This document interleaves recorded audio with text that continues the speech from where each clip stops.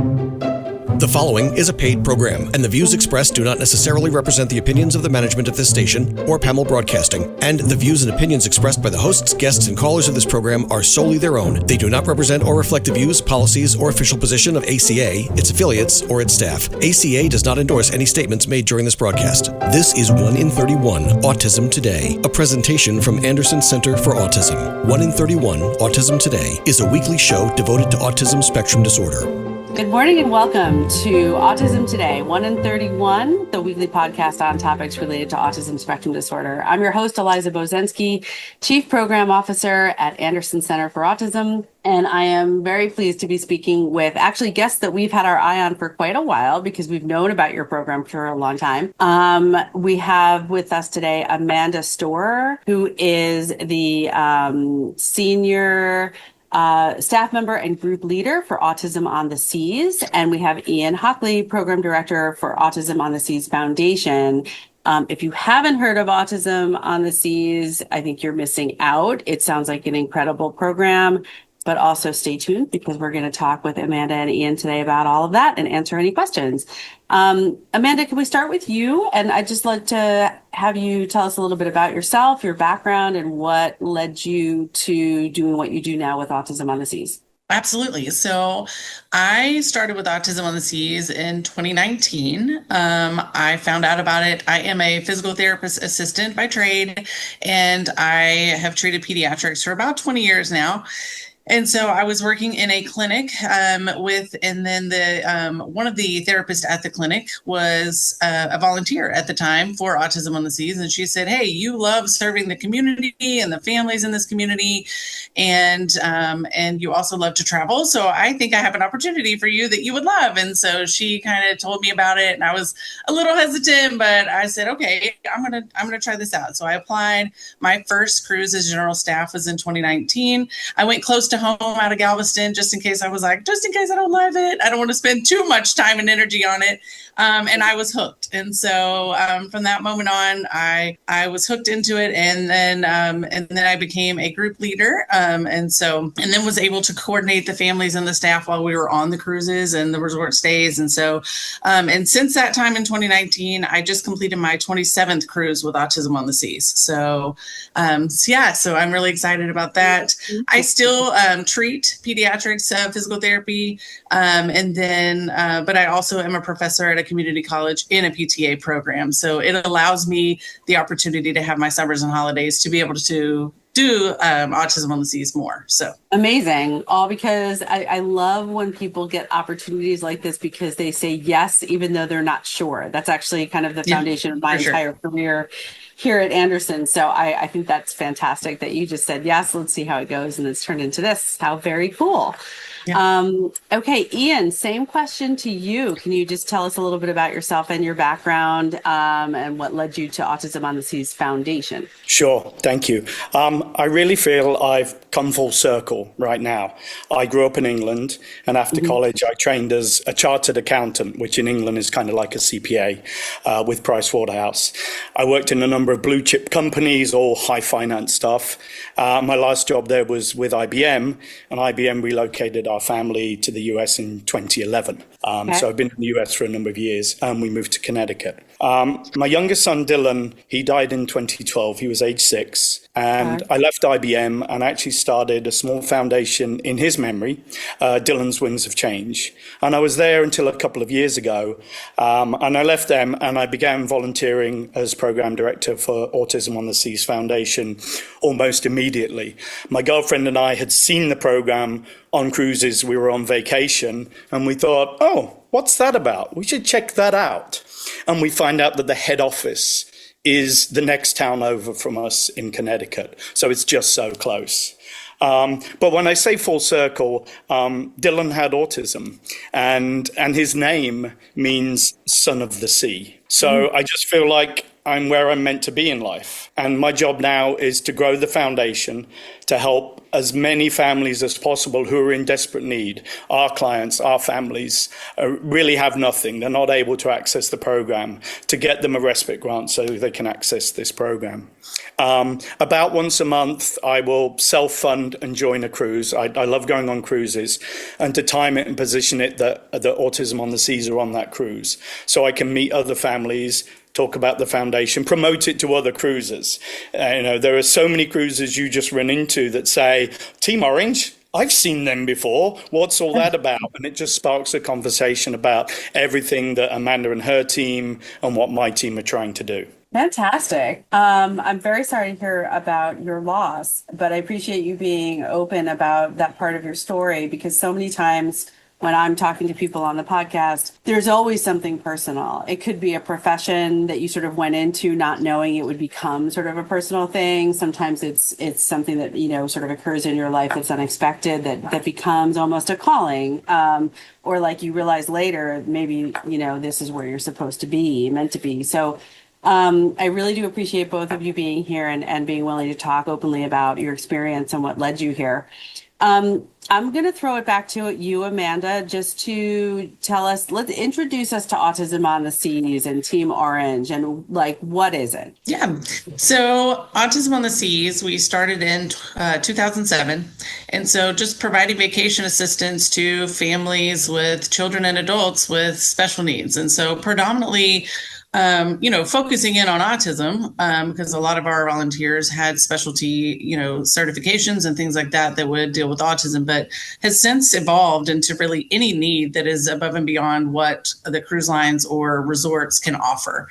And so we do that in a number of ways, whether it is a cruise or a resort stay. We provide assistance from the time that you arrive to that cruise ship or the resort until the time you leave. And so it could be respite assistance, meal assistance, excursion assistance, things of that nature. And so beyond the service and the assistance itself, we provide an opportunity for families to meet other families like them. And to establish relationships across, the nation, across the world, really, with other families that, and just provide that bond there. Mm-hmm. And then also for our staff, for our Team Orange staff that are coming to assist and serve.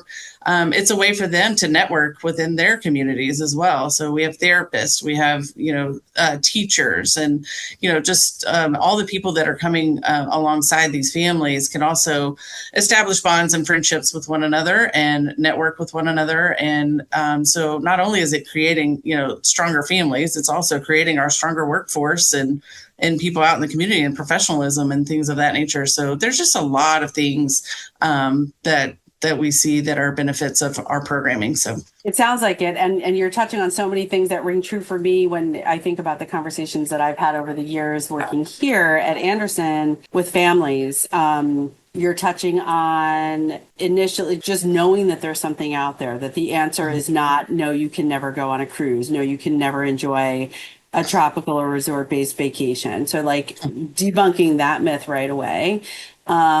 Also, I love the part about introducing families to other families who are, benefiting from the same program, because I think that even for those families who might say, okay, I have enough supports, I have family members, my child is comfortable traveling, that I can go on this trip. Once you get there, having a peer group that kind of gets you, I've heard that phrase so many times. I want to be around people who get it, who get me, who get my kid, who get that we're going to have to get up and leave in the middle of the show if it gets too overstimulating, or any number of things that just might make you feel, you know what, it's too much for me to take on, so I'm going to avoid the whole experience instead of trying to have the experience in a way that works for me and my family. And I think that there's a lot that's happening on land, I'll say, throughout various communities that is all about that. And now you're taking it into this, this type of vacation that could have in the past felt very difficult to kind of enter into. So I love that. And then the workforce, amazing. You're a PTA. I think at Anderson, we certainly employ a tremendous number of professionals, all with various certifications and expertise.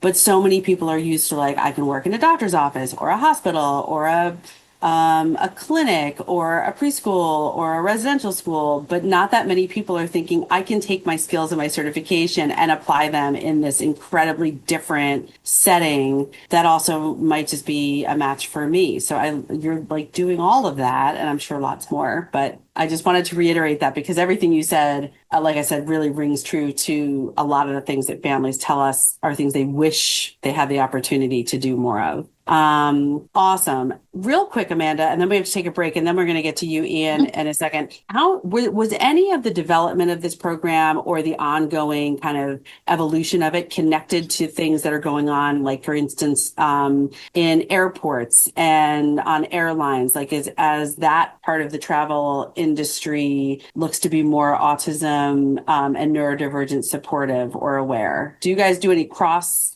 training, or have you pulled from each other's work at all? So we do. So the initial creation of the organization really was just stemming from a need of a lack. There was just nothing there, and nobody was doing it. I mean, really, there still really is nobody doing it. And so, right.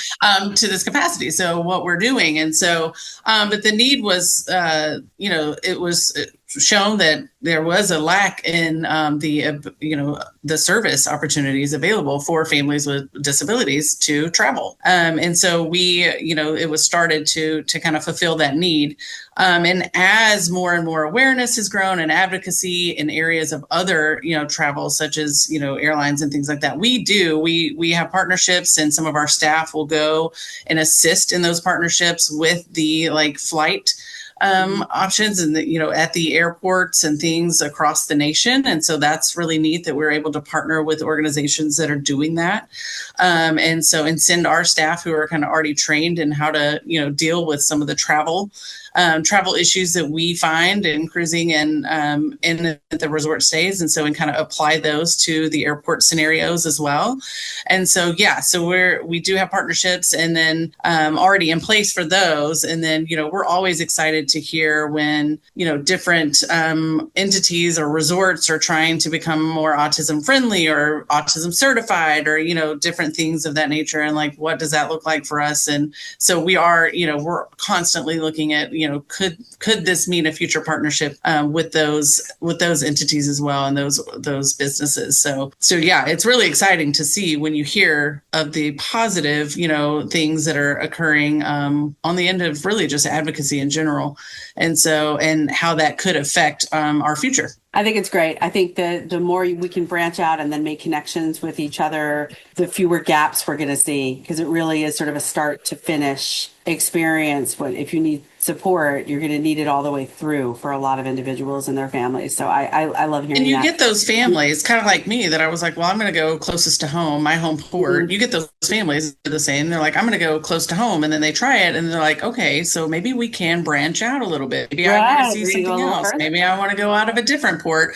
And then they have to think about those challenges as well and what would that look like. And so, but they've already taken the biggest first step. And that big first hurdle is, taking that first trip. And so, we want to service those families as well that are like, okay, now I'm a little bit more brave. What can I do? All right. We're going to take a short break. When we come back, we're going to get into the foundation, Ian, and hear from you. And, but this is already great. Thank you so much.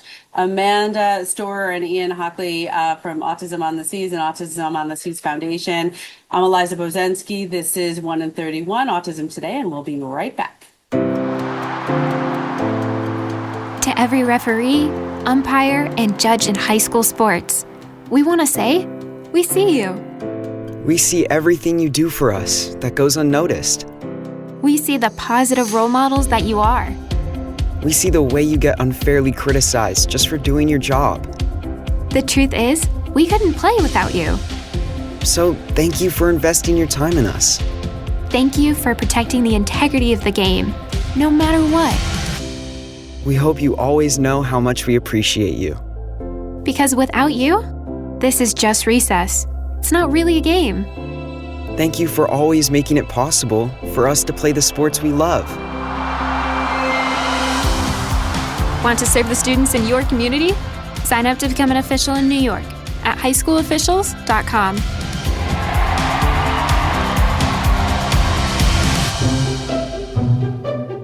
And now, 1 in 31, Autism Today, continues on 100.7 WHUD. This is a weekly community affairs presentation from the Anderson Center for Autism. Welcome back to 1 in 31, Autism Today. This is Eliza Bozensky, Chief Program Officer at Anderson Center for Autism, and I'm talking today with Ian Hockley and Amanda Storer. Ian is going to be talking to us now in the second half of the podcast about Autism on the Seas Foundation. So Amanda gave us kind of a nice broad overview of the program itself and how it works and why it exists. Ian, tell us about the development of the foundation. I think you already sort of covered that this is designed to give people who wouldn't have access on their own, meaning funding, I think, to be able to just straight out afford this. So there's a foundation in place. Tell us about the foundation and how it works, and certainly feel free to shout out how people can get involved and support that foundation. Sure, will do. So the foundation was created in 2015. We just had our 10-year celebration last year. And it's a 501c3, tax-deductible charity for donations. And was really inspired by families who wanted to pay it forward. They'd experienced the Autism on the Seas program. They wanted other families to be able to access that. And we've actually just made our 200th grant in the last few weeks. So 200 families have sailed with this grant to access the program. And really, when you think of Respite and what the Autism on the Seas program does, it's so much more than just a short-term relief. Because of the structure of the program and the amount of time that they have available, we have our grant families coming back. And again, as you said, these are families in desperate need. Their first chance to breathe, their first chance for time for themselves, their partners, like the first date night in years. Yeah. And also time to focus on their neurotypical, the siblings, their other children, and give them equal time, where often with therapy and other things going on, that they don't always get what they need.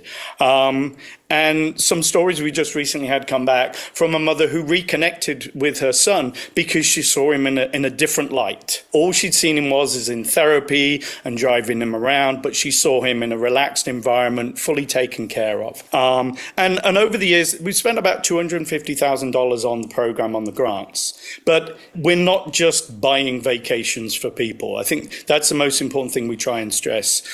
For a start, there's a very structured application cycle. I do want to mention that. But more than that, for the families that are accepted, we assist them through the booking process to get their grant set up and to book their vacation, because they already have so much going on in their life. And we handle all of that administrative side as well. That we don't write checks and send this to families. We structure the vacation for them. We're not putting them on the biggest and flashiest, therefore most expensive ships. Our mission is to help as many families as possible. But if we can get a family away for a 4-night break that's maybe close to their home port, and they just get exactly the services that Amanda was talking about. So every year we try to, around April, put out an invitation to families that have registered for a grant alert. So there is a section on our website. If a family is interested, jump to the page to register for a grant alert. They'll get an email when we're able to accept applications. And definitely there's that financial aspect, but that isn't what we measure. We don't ask for proof of income or tax returns. We already know these families are paying thousands, tens of thousands out of pocket for therapies and services. They're already behind the 8 ball. So we're just there to help. And then ask them to tell us their story. And then the families that we know we need to help, they just come from those stories. They are honestly heartbreaking, but heartwarming. And I'll tell you, this last cycle in April, we had 3,000 families apply. We were able to make grants for 7. Yeah, that's where we're at, and that's my challenge to grow the organization so we can help more and more and more of them. Amazing. I absolutely know how great the need is. The need is great in so many different areas, this one included. So I can applaud your efforts to provide as many grants as possible, but also recognize, because we're in a similar position, when you're looking at that many great ideas or great need, making the choice can be very challenging. But making the choice is better than not having any choice for anybody. So applause for that. You mentioned two things that really, again, for me, just from my experience here at Anderson and the people that I know and the families I've talked to that really stood out. You used the phrase pay it forward. We actually have a pay it forward program here at Anderson also, where we're a residential school and a residential program for autistic children and adults. And years ago, a family who absolutely believed so much in the additional supports through donations that can really be the difference between sort of everything's taken care of, but there's nothing kind of extra for the individuals living in the houses and also for the staff who are running those houses to be able to use their creativity to do something additional that they need funding for. So they established what we call our Pay It Forward program by way of having families give to a specific location. And the only rule in that is that they have to give to a location where their child does not reside. So it has to benefit somebody else out, not their own child, in the hopes, and it's worked, that other people are also donating to the house where their child resides. It's been hugely successful. So I know that I just love that exists in the world, that there are so many people who want to do that. And I'm thrilled that you caught on to that, you're using that and doing that. The other thing is the paperwork, often overlooked, but it is wonderful to think about giving somebody an opportunity. But if they have to fill out reams of paperwork at 3:00 in the morning when they finally maybe finished everything else they have to do, it's not going to happen. So I really love that you've included that as well. I think that shows how tuned in the foundation is to who you're really trying to support.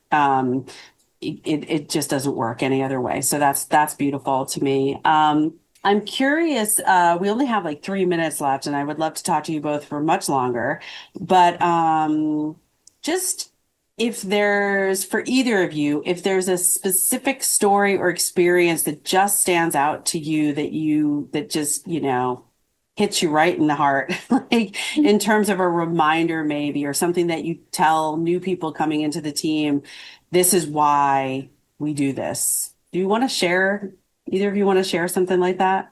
I'll share something really quickly. It's not a specific story, but I think one of my favorite things about being a group leader is when I have those pre-cruise chats with families, especially first-time families, where they are on the ledge. They're like, we're about to cancel because we are so nervous and we can't do this. This is impossible. People keep telling us and we just don't, we're just not going to do it. And to be able to walk them through our services and talk to them about how qualified our staff is and then connect them with another family if they need to be connected with another family that's cruised with us before, and talk to them, and just to be able to provide that for them pre-cruise, and then watch them on the cruise just kind of settle in and become a part of our Autism on the Seas family.